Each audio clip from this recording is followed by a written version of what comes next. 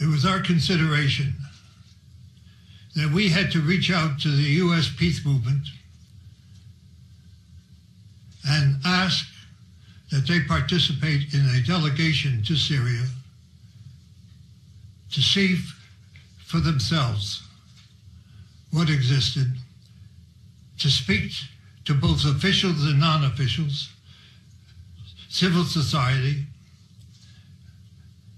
to try to determine for themselves, independently, the situation in Syria and the road to peace.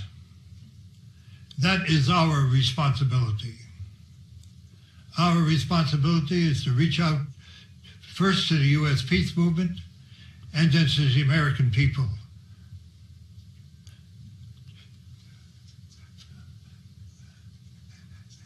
The campaign to confuse the American people has been intense. And it is our purpose to try to bring some light, some understanding,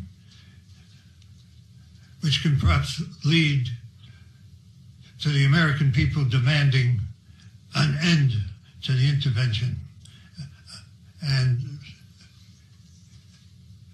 peace in Syria.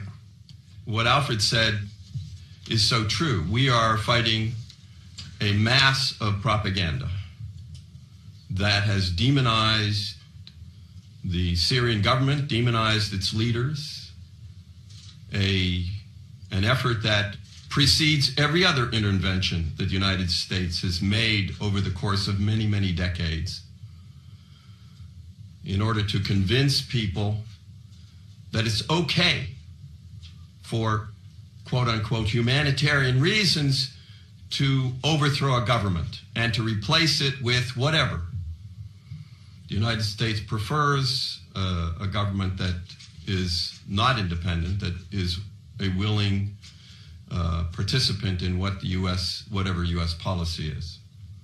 So what we saw in Damascus and what we saw in the two villages we visited outside Damascus belies the propaganda that has overwhelmed us. It's hard. It's hard for even those of us who have been in the peace movement for a long time.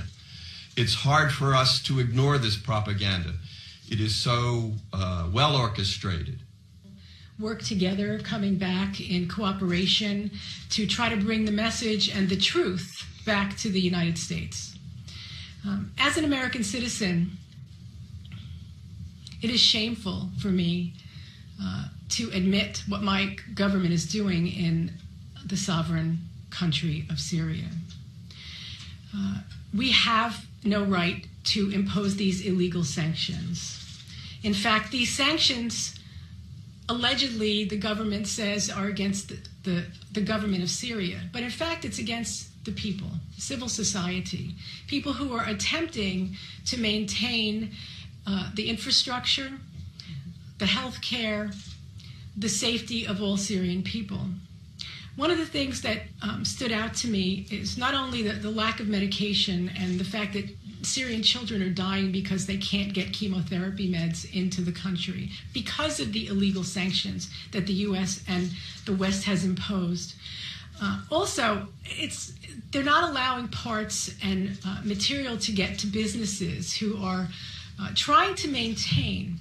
And they're trying to maintain for more than one reason, and not just to continue to make money, but to employ people. Because when people have no way to earn a living, they become desperate.